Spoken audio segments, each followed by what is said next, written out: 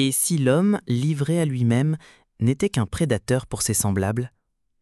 Et si la peur était à l'origine de toute société? Bienvenue dans le Léviathan de Thomas Hobbes. Là où commence le chaos, naît le besoin de souveraineté.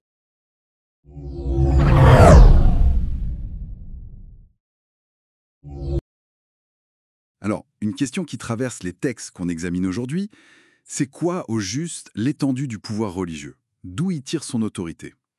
Question fondamentale. Et Thomas Hobbes, lui, il a des idées assez explosives là-dessus. Oui, on va plonger dans la 4e partie de son Léviathan, la traduction française du Royaume des Ténèbres, C'est ça. et voir un peu sa critique assez féroce de l'autorité de l'Église. Comment il voit l'interprétation des textes. Et surtout, ce qui est vraiment essentiel dans la foi chrétienne, selon lui. C'est assez minimaliste. Exactement. Notre but, c'est de décortiquer un peu ces arguments clés sur ce rapport de force entre le pouvoir civil et le pouvoir religieux. Bon, allons-y. Allons-y. Le gros morceau pour commencer. État contre Église. Pour Hobbes, il n'y a pas photo. Non, c'est clair. Dans un État qui fonctionne, c'est le souverain civil qui décide. Point. Même sur la doctrine religieuse. Absolument. C'est la condition sine qua non. Pour lui, pour maintenir la paix, il faut une seule autorité suprême. Il prend des exemples historiques, c'est ça? Oui, il montre que rendre les écritures officielles, les canoniser, ça a toujours été, selon lui, une prérogative du pouvoir civil. Même pour le Nouveau Testament? Même pour le Nouveau Testament. Il dit que ces textes ont eu force de loi que parce que l'autorité civile l'a voulu. Et ça aboutit à cette idée assez radicale pour son temps. Très radical. Le souverain chrétien est le pasteur suprême de ces sujets. Exactement. Il retire à l'Église son monopole, en quelque sorte, sur le spirituel, pour le donner au chef de l'État. D'accord. Et logiquement, ça touche aussi à qui peut interpréter les Écritures alors. Ben oui, tout à fait. Et là, c'est fascinant comment il retourne l'argument. Comment ça? Il dit, Nous devons, nous dirait. quand quelqu'un, même saint Paul, essaie de te convaincre avec l'écriture, eh bien, en fait, il te demande implicitement d'être le juge. Ah oui. C'est à toi de voir si son interprétation colle au texte, tu crois ou tu crois pas, selon ta propre lecture, ton propre jugement. Il met l'individu au centre là. Complètement. Il rappelle que Jésus disait « scrutez les Écritures ».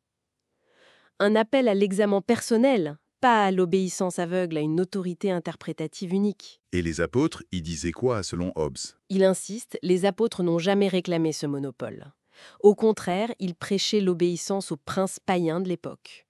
Donc c'est une charge directe contre le pape, principalement. Oui, contre l'idée qu'une seule institution puisse détenir la vérité interprétative et l'imposer à tous. Et ça nous mène à son point peut-être le plus audacieux, sur le cœur de la foi. Ah oui, là c'est quelque chose. Il affirme, et c'est une bombe au XVIIe siècle, que l'unique article de foi vraiment nécessaire au salut, c'est C'est de croire que Jésus est le Christ. c'est tout.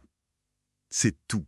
C'est le fondement. Le reste, toutes les doctrines, les dogmes, c'est construit dessus. Des constructions qui peuvent être fragiles d'ailleurs. Il utilise une image. Oui, l'image biblique du bois, du foin, du chaume, des matériaux pas très solides. Mais, dit-il, même si ta construction est imparfaite, tant que tu tiens fermement ce fondement Jésus est le Christ, tu peux être sauvé. Sauvé toutefois comme par le feu, c'est ça l'expression. Exactement. L'essentiel est préservé. Ce qui lui permet du coup de balayer pas mal de choses. Ah oui, tout ce qu'il considère comme des ajouts, des complications inutiles. Comme la transsubstantiation, Le purgatoire. par exemple. Pour lui, ce n'est pas seulement inutile au salut, mais ça embrouille le message simple. Et ça sert d'autres buts. Début politique, on imagine. On en arrive à son fameux royaume des ténèbres. On y est? Ce royaume des ténèbres, ce n'est pas l'enfer, hein. C'est son expression pour désigner l'ensemble de ces erreurs doctrinales et pratiques qui, selon lui, n'ont qu'un seul but. Établir un pouvoir ecclésiastique illégitime. Voilà, un pouvoir qui rivalise avec le pouvoir civil légitime, celui du souverain. Et il a des exemples précis de ces ténèbres. Oh oui, il détaille. Par exemple, l'idée que l'Église actuelle sur Terre serait déjà le royaume de Dieu. Pour Hobbes, c'est une erreur qui permet au clergé de dire « c'est à nous de gouverner ». D'accord. Quoi d'autre? La distinction très forte entre clergé et laïc.